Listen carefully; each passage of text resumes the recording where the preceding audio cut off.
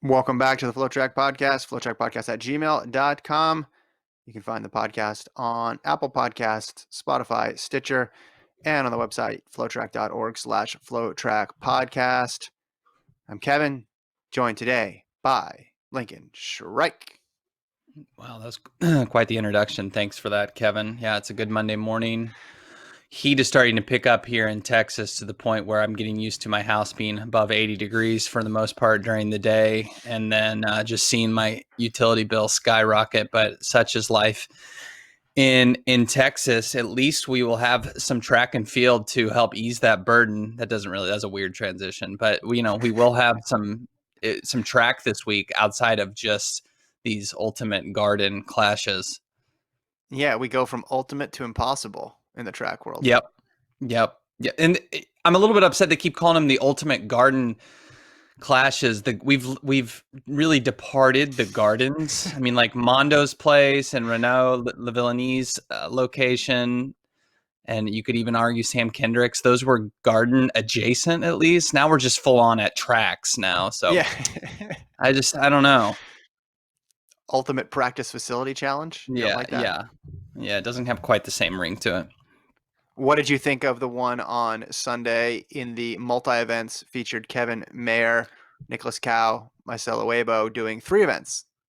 Yeah, well, it's nice to see that Ashton Eaton still has enough pull to where he is going to say, when he came out the first time when the 3 male pole vaulters went, and he said we need to do this as a combined events challenge, and then it became a reality.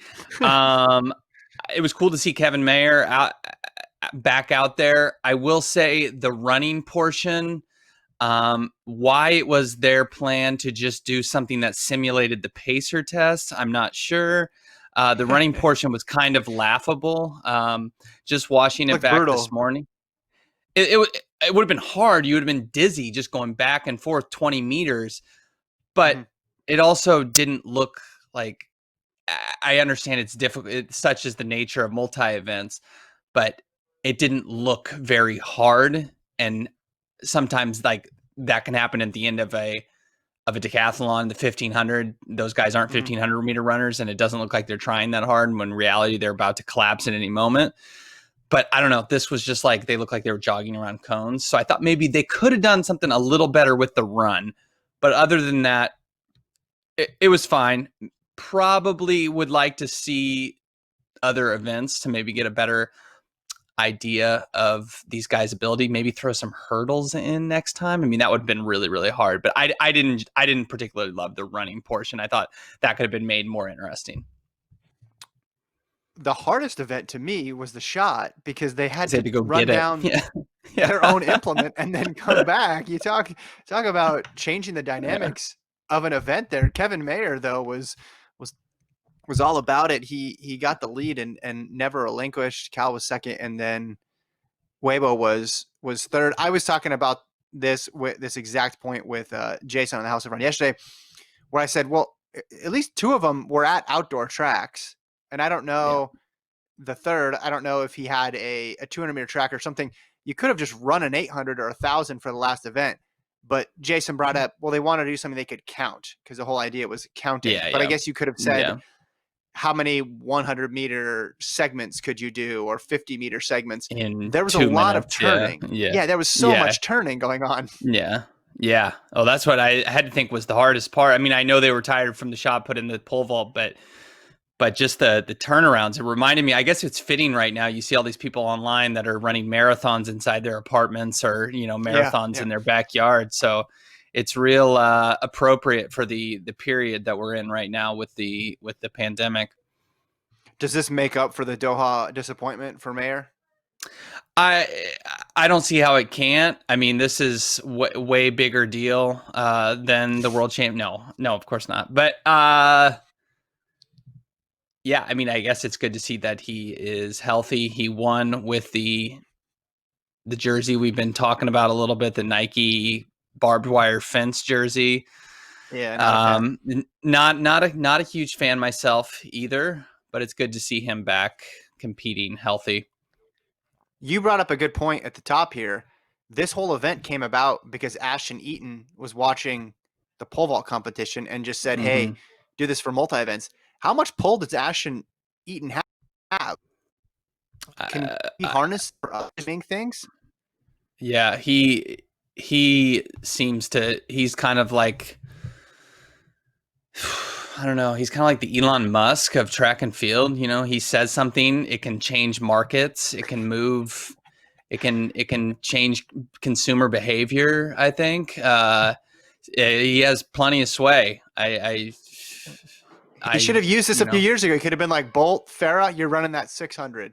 Go. By the yeah, way, that women's 400, 200 double now possible at the yeah, Olympics and World Championships. Why? Because Ashton Eaton said so.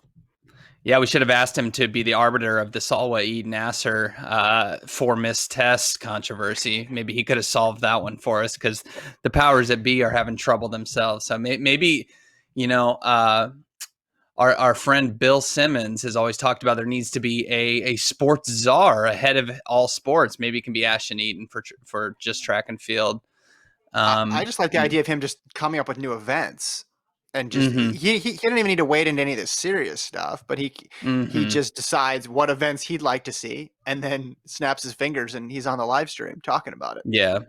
I wonder how in shit, like, would he have been competitive yesterday in that? I feel like, I mean, I know there's a huge difference between being in decathlon shape and then just being in good dad shape, you know, for a Mm-hmm. 30 whatever year old. But I wonder how competitive he could have been. I feel like he could have like got in there with like a second place or something. It hasn't been that long. I've gotten all of my track and field comeback predictions wildly wrong over the past That's few tough. years. Yeah. I thought Yeah. I thought we might see Bolt. I thought we might see Eaton. Now, Farah didn't fully retire, but once he moved to the marathon, I don't think I ever said, "Oh yeah, he'll go back and run the 10,000." We haven't seen that Mm-hmm. happen yet. I'm just off Yeah. base on these things. I do not have a good gauge of when people are going to come back or if they're going to come back. Well, it's just tough. I mean, you think that you know these athletes and you think you see them winning gold and that's all the only way you know about them, and you don't associate them with any other lifestyle or any other pursuits in life. So yeah, you assume you know that they want to come back, and it seemed like Eaton left like a tiny bit of runway left. So, but now that he's Mm-hmm. had his child, and now that he's just the king of takes, and he's kind of got world athletics on his finger, I mean, he doesn't really need to be competing, I guess. Ashton Yeah, Eaton because when you're, for World Athletics president is what I'm saying. Next I, cycle. I think he would get a lot of support. Bolt, Eaton, all-time greats, obviously. Maybe because of that, there's less appetite to come back. Whereas someone who has had a good career, but not one of the Yeah. greatest of all time, they're more likely to entertain it. And that's why you see some of those other comebacks. I'm just forever influenced by when I was growing up in my formative years, Michael Jordan came back and he was the Mm-hmm. biggest thing. And he came back. And then obviously every boxer retired back when there was a lot of attention paid to the heavyweight championship. Every boxer always retired and then came back out of retirement to fight. And I think that in retrospect is a lot less common than younger me thought. Yeah, I mean, and if not a sport I pay attention to, but a lot of people do, especially now when there's not much else going on. Over the weekend, Conor McGregor retired. I mean, what's the likelihood he comes back? That's just all a ploy to make a massive payday when it's his comeback fight in a year and a half or Mm-hmm. whatever. So you're right; it is kind of built on other sports. There are comebacks, and they seem fewer and far between in track and field. I Mm-hmm. don't know. Would you, if Eaton came back, would you be more in on the decathlon? I felt like I would appreciate it a lot more if he had a second go round. I would hope I would. I always say that. I always say I'm going to follow the multis, and then I just get confused halfway through. I mean, here's what I like to do. Day one, I'm going to watch the 400 to get my update on the points. And then day two, just I'll watch the 1500 for the bloodbath. And, you know, it seems by then that we know You gotta who's watch the going to win. hurdles with And Eaton. You gotta watch the okay, hurdles with the him too, and hurdles. the long jump. I mean, there's a bunch of. Okay. You were there in Beijing, right? Was For there? his Yeah. I 45 mean, for 45 flat, or was that yeah, crazy in of course. person? And I remember that. That's basically what I remember. And then obviously with the multis, they start early in the morning, or they're at kind of odd hours, and they so by the time we arrived at the stadium, he was already doing stuff. And when you're half the events are field events, it's just a little tough to keep track of. I mean, I'm not the only guy who's ever said that. These points. I mean, once we get past thousands of points, I'm just trying to figure out how. No, I don't know. Well, Yes, I would definitely pay more attention. I thought for a while there, remember in that off year, the non-championship year, he ran the 400-meter hurdles and turned out was really, really good at it. I thought maybe he would say, hey, this decathlon is too much, but I'm just an amazing generational athlete. I'll just I'll put my time and energy and attention into another event. But he didn't ultimately do that. And with Bolt, I thought Bolt would just I know he famously doesn't like to train. I thought Bolt would just get bored and say, hey, and winning is fun. Now, that changed a bit because he lost on the way out, and he can't cruise to gold medals anymore. But that's why I thought, oh, he might stick around like one more year. He did have fun kind of suggesting that he was going to come back, be it with him and social media posts, or him jogging on a track, or doing a 40 at an NFL combine event. He's had plenty of fun. I think it's been long enough now to where we can say it would be tough, because what does he have to gain? He comes back and just gets his clock cleaned by Christian Coleman. It would be like, yeah, that was a bad idea. All right. I think I'll go back to being, he's going to be a dad too. Not that, we're dads and we do jobs. No one else in the history of humanity has done multiple things like that at once. But I think I'm not holding out hope, No, I think the Eaton comeback is better odds. Long gone. I think. Oh, you think that's better odds? Than Bolt? Yes. Yeah. Yeah, I guess feel like Bolt. Yeah. I don't because of the exact reason you said. Bolt's going to come back and sign up for that. I don't think either are going to happen at this point. But if one were to, I think one would be the better bet. I guess the safe bet is to bet on somebody who's still competing but switches events to go back to their other event where they won a bunch of gold medals, like Farah. Okay. The Kaylee back to the track. Yeah, exactly. That would be a safer. Daphne Shippers back to the heptathlon. I could see that. No, I couldn't really see that. That's crazy. Yeah, no. Hey, you could be one of the best in the 2 premier sprint distances, or you can go back to this event that's basically ignored. Okay. I'm good. I'll stick with 102. At the London Olympics, she was doing the heptathlon. That's crazy? Yeah. And then by 2015, she ran one of the fastest 200s in history. Yeah. It's quite a change. Not bad. That's a pretty good trade.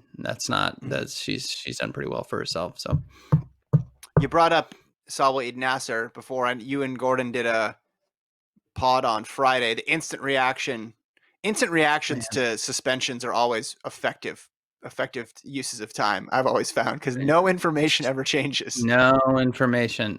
Get the good old AIU, just they barely give us a press release when they make these announcements. They just announce what it's for, and of course the news trickled out over the weekend that somehow, some way, Naser had 3 missed tests ahead of the Doha World Championships. And be it whoever gave it the green light or whoever didn't have the full details yet, she somehow got to compete. AIU, I guess, knew of this. I assume World Athletics knew of this. We don't know the full scope of what was going on. But if she 3 missed tests before the Doha World Championships, there's no explanation that is appropriate or that you could could please me, I guess, to how she was allowed to compete. I don't care if the investigation was still ongoing. That's absurd that she was able to still compete after garnering a violation in the terms of the rule book. Hold on. I get that it's a violation, but what if literally the third test is that she missed is a week before the meet starts and they're still adjudicating it? Keep in mind what just happened with Christian Coleman. Keep in mind what just happened with Christian. Well, that's a broken system then. Well, you have to have time. You have to have time for them to at least I know there's the suspension, the provisional suspension, and then there's the actual ban, right? Those are two separate things.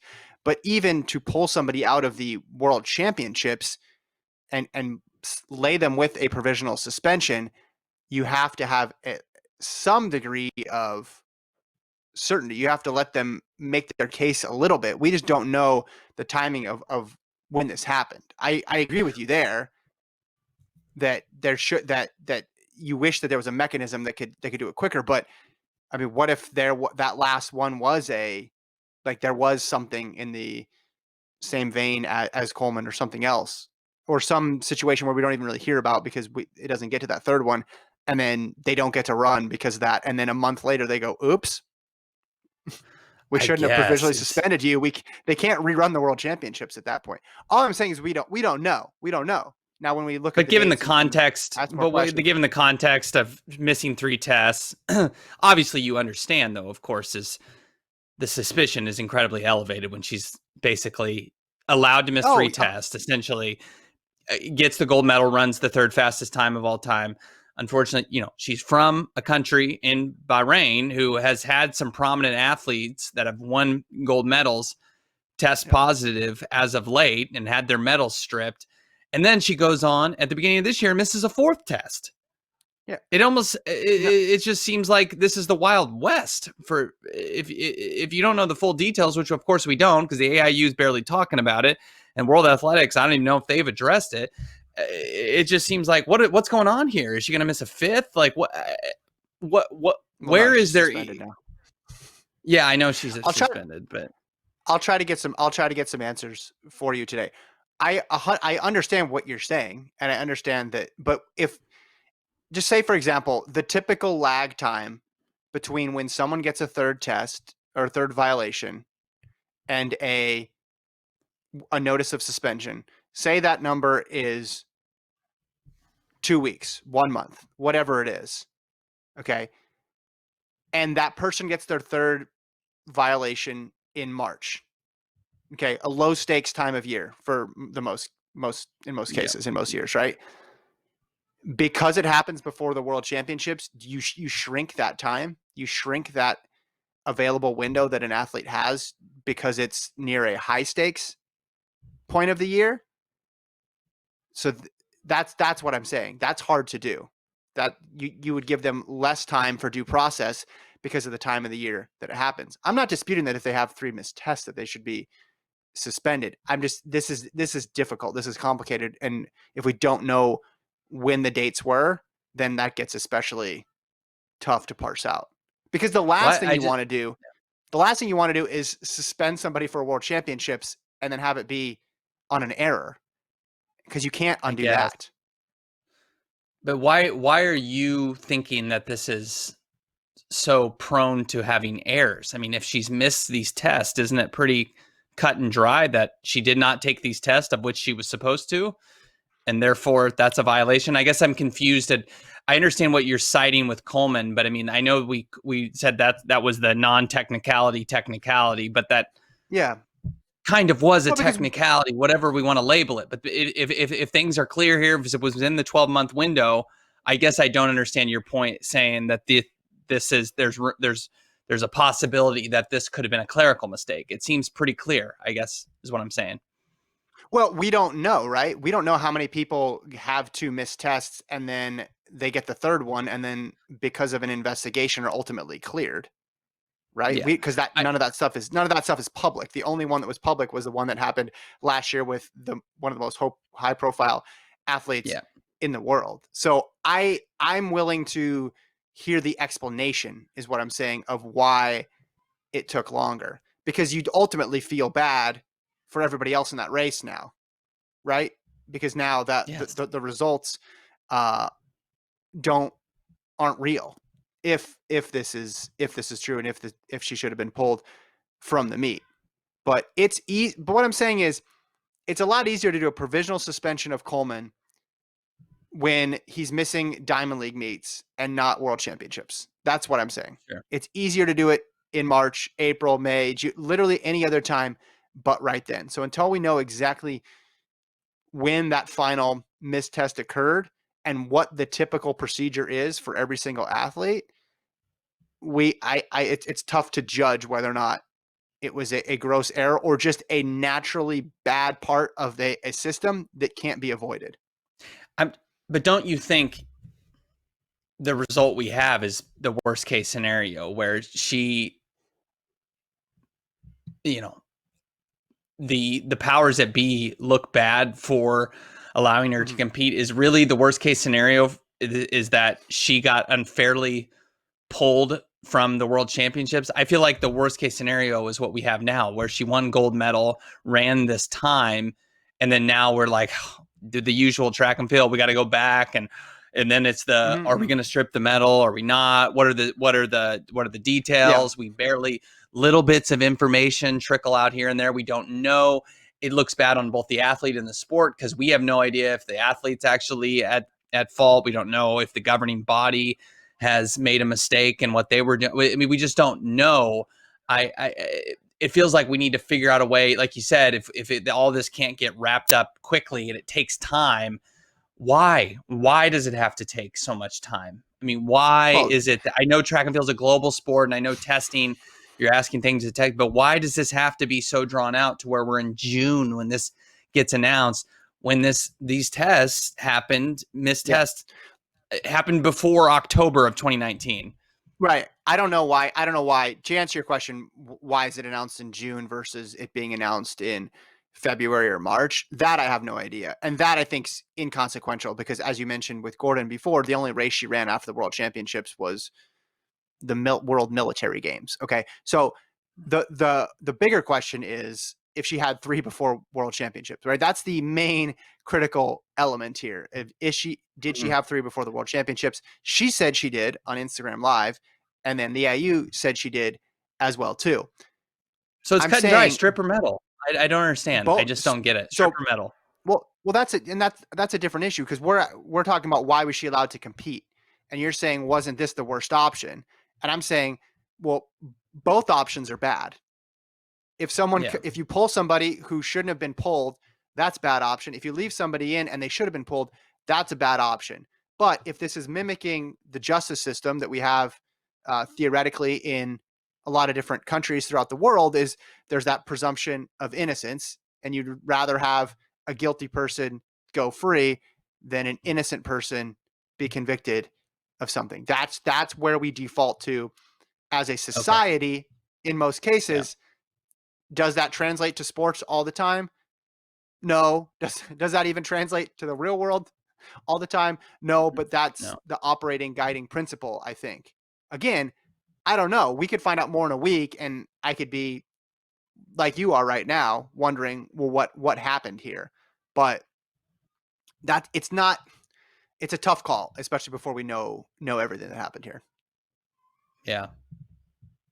It just seems I did like somewhat cut. Go ahead. Well, I did like how last week on the show you convinced Gordon within 20 minutes. I've never seen Gordon's opinion of something fall apart so quickly. He was like, "Hey, what's the deal with these tests? What's a Yeah. mistest between friends?" I'm with Well, I you mean, on the that. I mistesting understand is the so, yeah. yeah, yeah. No, I understand it. And three, and then on to four in January is obviously call for a suspension. And even if you, this is the point I was trying to make back last summer, right, when we were talking about this in, was that July, August, is like Yep. you can believe that someone is not doping and they should still serve a suspension because we've all agreed upon the rules and Yep. the rules have this punishment assigned to it. It almost becomes immaterial in a way to argue that Yep. because then you get down a completely different path about, well, why do you think she's guilty or why is this person innocent, et cetera, et cetera. When you're saying, no, they all signed up for the rules. Here are the rules. And now there needs to be a consequence. When you were talking about it last week and you were saying, or you were talking about potentially stripping a medal, I was skeptical of that because I thought there's no way that the third test happened before the World Championships. I thought this was an Yeah. early 2020 thing for that third strike. You were proven to be ahead of your time there, Lincoln. So I get Oof. now that you're beating your chest a little bit. No, I I was surprised. I was surprised, and that's why I think we need to know more about what happened here with regards to that third test, when it happened, how long was it contested, how long are other athletes typically given to contest that? Because let's be real too. If you're provisionally suspending someone for the world championships, I mean that's just like essentially the same thing as like a ban, right? Because Yeah, that's of the most course. important Yeah, meet. that's all you care That's the about. most Yeah, important meet of the year. Yeah, yeah. Now it doesn't deprive the athlete of making a living the other months of the year, but that is that's the big thing. So yeah, in this case, a provisional suspension isn't like, oh, we'll suspend you for 2 months during the off season until we get to the bottom of this, and then you can get it back. You can't get that stuff back. It's impossible. yeah, yeah. I just have trouble seeing past um, all the things that are not good optics. Just that, like I said, the troubled history with Bahrain, her agent being Yeah. someone who's represented, and no one's perfect, but agent being someone who's represented Abraham Kiptum, who just got a ban, and it doesn't mean you're doping, but it's what's easier to explain away. Is it a doping positive, or if you're dodging tests and you can have that little room for error and say, Yeah. oh, I didn't test positive, I just accidentally missed tests. Well, no, Right. because it says you could be. It's the chance that you could be cheating is why Yeah. it's a ban. So I don't understand. She's admitting that she missed 3 tests before the World Championships. It's pretty clear she's got to be gone for the Olympics, and I mean it's ridiculous. It's going to be enough to where she can defend her title at Eugene 2022 if they decide not to. I mean, even if they do strip it, she could Yeah. theoretically defend her title. But maybe that happens because it was all before that. I don't know.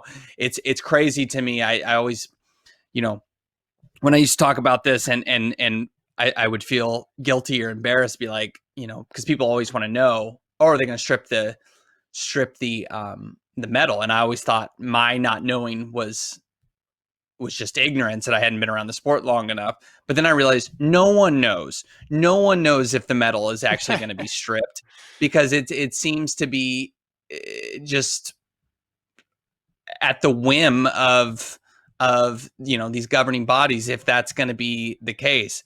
I mean, we just do not know if that. It would seem to be something that warrants that, but we Mm-hmm. we don't know. And in the end, it like gets so far away from when the event actually occurs. It's almost like I know it matters to the athletes and justice needs to be served, but it just gets so ridiculous. Like when we watched all those reallocation ceremonies in Doha, I was just like, what are we doing? Like, this is dumb. Yeah. Like, it just felt like this like false justice and just like an absurd ceremony of like, and now the medalist from the 2011 Mm-hmm. 800. It's like, what Mm-hmm. are we going to do this? Is that going to be some ceremony in Eugene where they're going to reallocate the 400 meter women's medals while Salwa Eid Naser is getting on the start line for her 400 meter prelim? And it's just, there's so Yeah. many Yeah. absurd things, and this is one of them. And I have no idea if the medal is going to be redistributed, but if she's guilty before these world championships, it sure seems like they should, but who knows? Yeah. Well, you feel horrible for Shawnee Miller-Weibo and everybody else in that Yeah. race. I mean, Shawnee Miller-Weibo Mm-hmm. PR'd. She ran Mm-hmm. the race of her life in many Yep. regards and had to settle for silver. And Yep. I know she was shocked that it wasn't enough on that day. So think about how that moment would have been different if Nasser wasn't in that race. It's just, Mm-hmm. you can't, once the gun goes off, you can't redo it. You can't replay it. It's not like you have a 7-game NBA series over a couple weeks to figure it out. It's not like you can reconstitute and put all those pieces back together to mimic what happened. That was one Yeah. moment. We watched it with our own eyes. We saw it.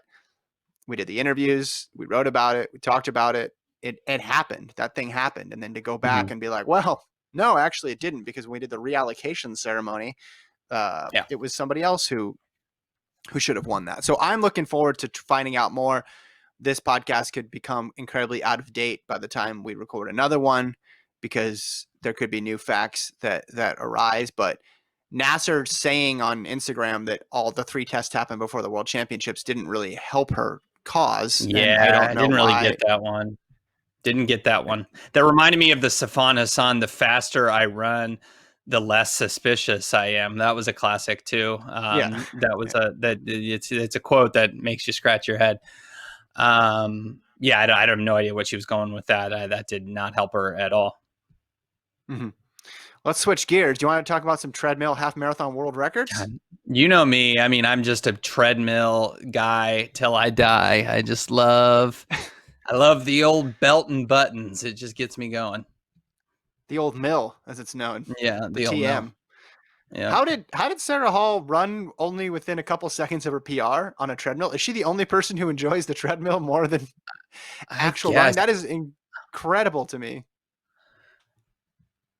I don't understand. I mean, we all can cite the fact that there's no wind resistance and it, is set to a certain tempo. So, you could set it at your PR pace and all you've got to do is keep your legs moving. I mean, easier said than done, but you're not subject to the natural slowdown, I guess you could say, when you're fatigued in the later miles in a road race. But I don't understand. I've always on a treadmill converted my times because 8-minute pace feels like 6-minute pace. So when you're actually running Yeah. your real pace, it feels like you're all out sprinting.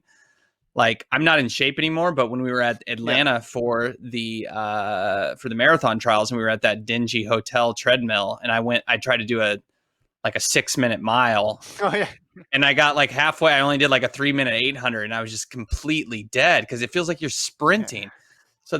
So Sarah Hall running basically her PR.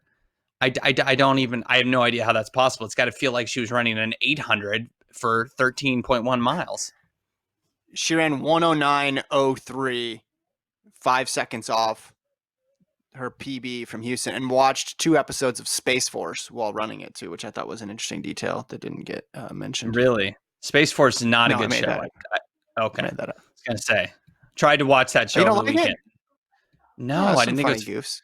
I didn't think it was funny, but anyways. Okay, Mhm. well, maybe I should have redone the joke with a different show. That's okay. She watched 2 episodes of, I don't know what's a 30. I don't know what's 30 minutes anymore. Everything seems to be really long now. Yeah. Everything's an hour.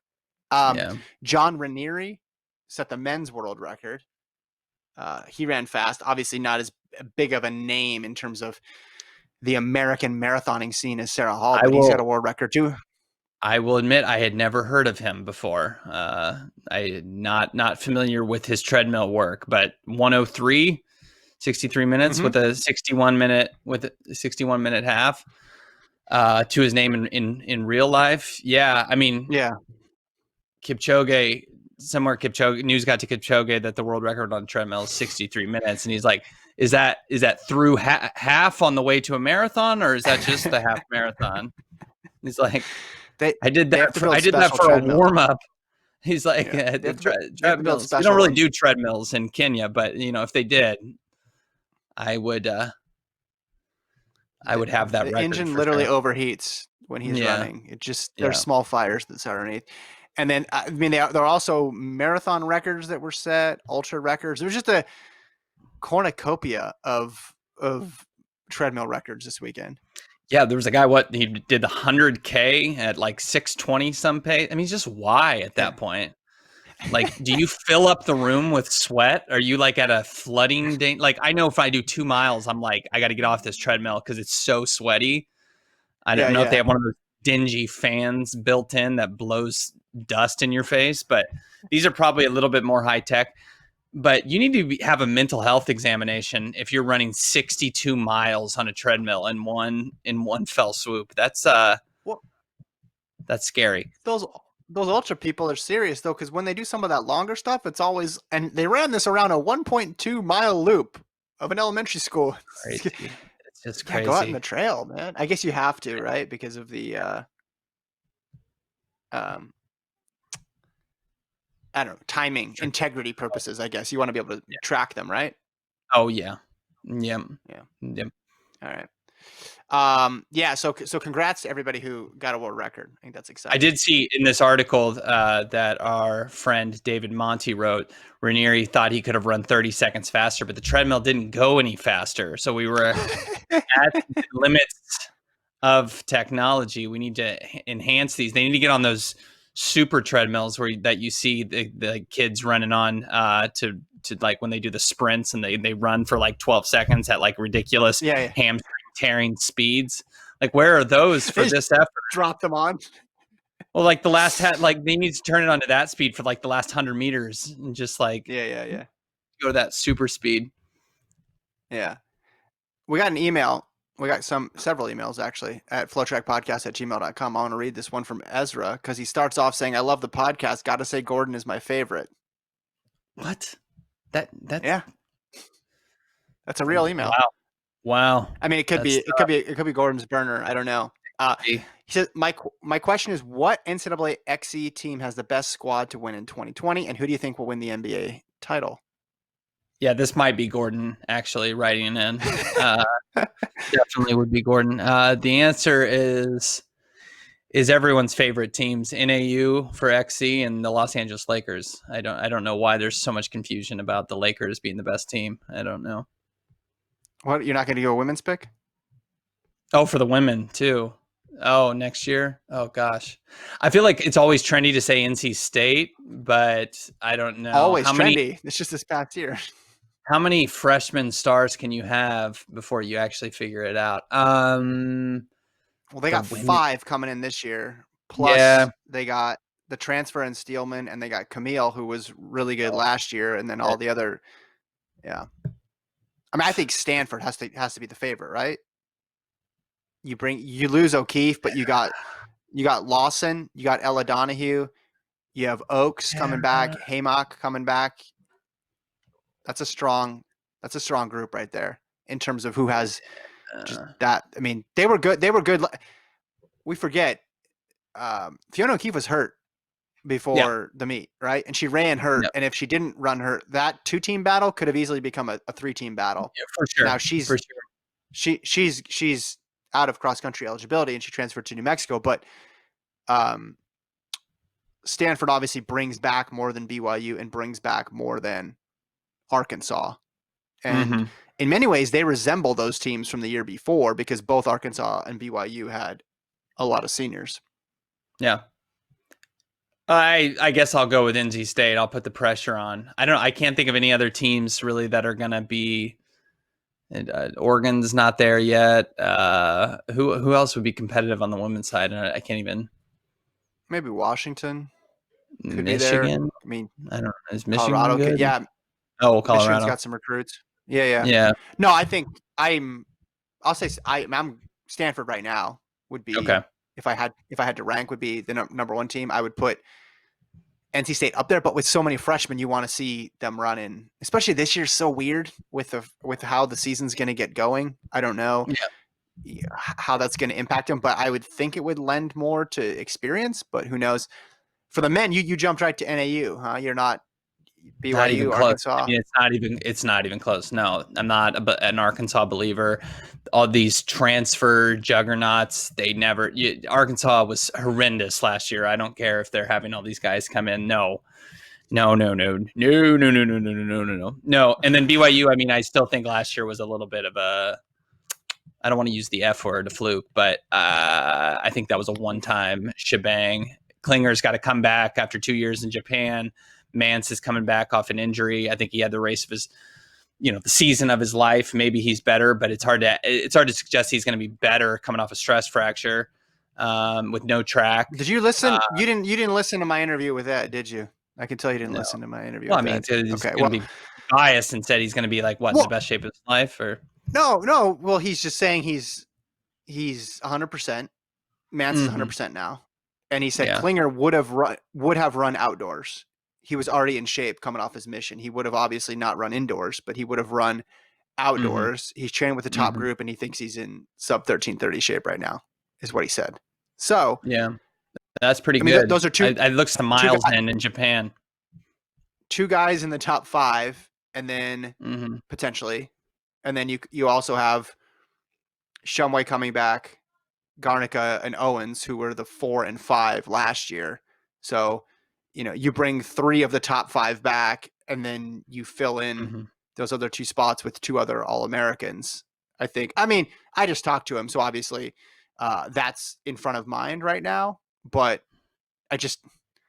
I think we put a lot of that on what did NAU do wrong, and Yeah. like Mance has Mance had a bad race in college in the last couple Not years? not particularly in cross country, for sure. Right. No, So he's good. He's you're lock starting, solid. yeah, you're starting with a guy who's going to be top 5 for sure, right? And I know the whole they're Probably. scoring 4 thing gets a little bit repetitive and Yeah. a little bit cliche about scoring 4, but he's proven up there.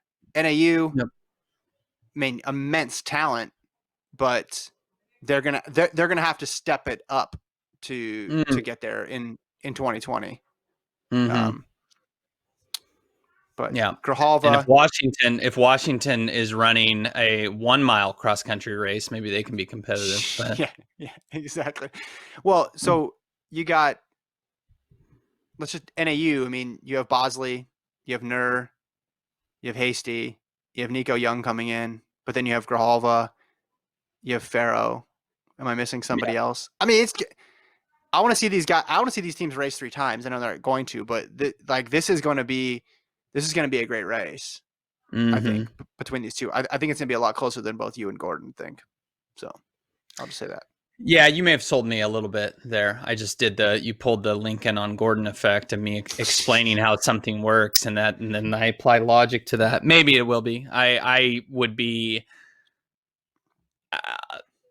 Klinger being in 1330 sub 1330 shape. I understand. I mean, I trust Ed Eyestone; he's a man of his word, but that would seem almost preposterous to me how that could be possible. But maybe he's just an absolute superstar. I know he was whatever top 25 as a freshman in cross country, and I just Yeah. Well, they would be also got surprised if Allred. he's that fit. Yeah. They also got Easton Allred coming in and Aiden Yeah. Troutner coming off the mission too. And I know you're a big NXN follower, so you know how good You know me. Aiden Troutner is. So they both just have an embarrassment of Yep. riches. I think Yep. is I Yep. think is I think is it. And it's they're gonna have 7 on the line that Mm-hmm. I mean are gonna I mean sounds stupid to say, but they could they're not going to do this because this would be preposterous, but they could line up 7 All-Americans, both teams. Yeah, I think so. I mean, Right? they're that good. Northern Arizona University versus American Fork University. It's going to be a good battle. So, uh okay. NBA pick though, I'm not let's see. NBA. I mean, I'll say the Bucks. I'll go with the Bucks. no, the Bucks are not a championship team. They have one player. They had the That's my best take. record in the NBA. Okay, that's it. It's Not a just great one, but they play a do you lot of remember the games in last? the East. A lot of games in the I'm. East. I mean, you're very big. Well, the East is not that bad anymore. Yeah. You're putting a lot of stock in the Lakers, but do you remember the last time? Like what happened when there was a 4-month layoff in the middle of the season and they had to finish the season in quarantine where no home court advantage? Do you remember what happened with the Lakers? Oh God, I know. I have no idea what you're talking. Are you talking about the '98 strike or what? Not '99 strike or what are No, you talking about? no, nothing happened like that. I'm just messing with you. This is Oh ridiculous. No one God. knows what's going to happen. Oh They'll have taken 4 months off in the middle of the season. For many of yeah. those months, they couldn't even play basketball. They're not even starting again until July 31st. There's no crowd. They're playing an 8-game end of season and then going right into the playoffs. This is going to It's be gonna be great. bananas. I think it's going to Yeah, be it when the Magic win. It'll be really surprising. I think is what's going that's to gonna be happen. awesome. It's gonna be funny if the basketball is just really bad. That would be like entertaining if all of a sudden we're watching like the D2 level of D2 NCAA basketball where people are like getting blocked at the rim and airballing stuff. Hey, that's not nice. We got an email. We got a nice email here from Charles, who's a retired member of the U.S. Marine Corps. Lincoln, your podcast has been a nice shot of life in these trying times. I definitely appreciate it. Mm. Is that it? That's it. Well, they just want to say thanks, No, basically. I So I wanted to appreciate read it. appreciate him and Yeah, his service for sure, and for yeah. the email. One has probably been more valuable than the other, but we certainly appreciate his nice email. Mm-hmm. Uh, and then we got a couple about Shawnee Miller Weibo, or sorry, about Nasser. One Mhm. pro, one con. So we'll go from there. I think you can assume Yeah, where those went. I think that's it. You got anything Okay. else? Do I have anything else? Impossible Games coming up on Thursday. Yep. Give me a preview of your preview because you're writing the preview. What's your thought process going into that preview? So my temptation is obviously I'm talking my primary focus is on this epic 2000 going on Oslo, Norway, Nairobi, Kenya. Team Kenya is so good through 2 with Chariot and Managoy. Speaking of people who are 100% Managoy, apparently 100% after his stress fracture last year. But then Team Kenya gets weird. I mean, it's just not, it's a bunch of kind of also rans with them. So it's really going to come down to how good on the Norwegian side is Henrik going to be on the day? Because we know Philip and we know Jakob are going to be solid. Henrik, though, showed out well in the old Norwegian Road 5K Championships or whatever that was a few weeks ago.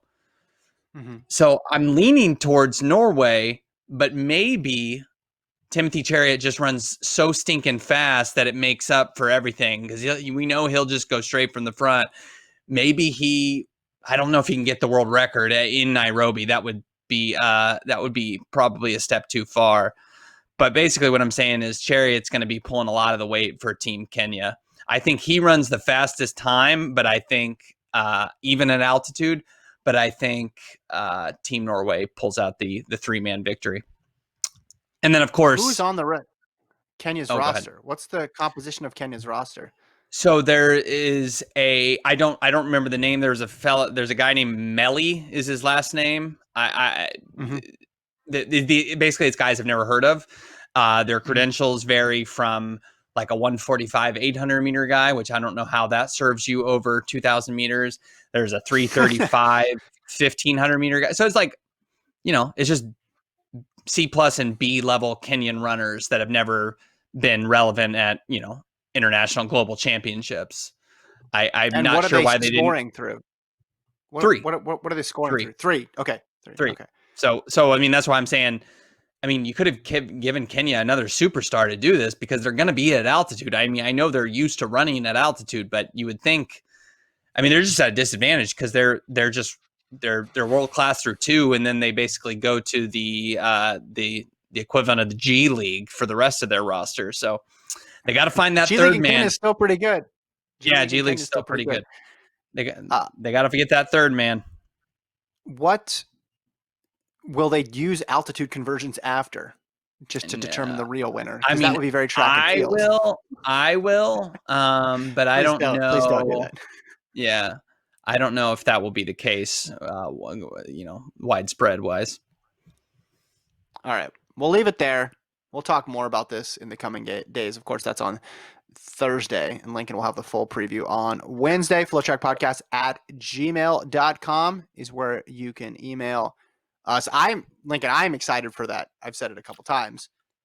The women's 3,000. That's my race. That's what I'm watching for because I want to see the light on the track help Grovedal break a Norwegian record, which is just something we all can relate to. Exactly. I'm not a track nerd at all. I'm not a track dork at all. Lights, Norwegian records, and I'm there. I'm ready to go. Warholm's going to slap himself in the face so hard. Just break his jaw. That's the only competitive part of that race is whether or not Carson Warholm's jaw will withstand the blow of his hand slapping himself in the face. That's it. Yep. All right. Ready. All right. Thanks to Alon for producing. Thanks to you, Lincoln. We'll talk to you guys tomorrow.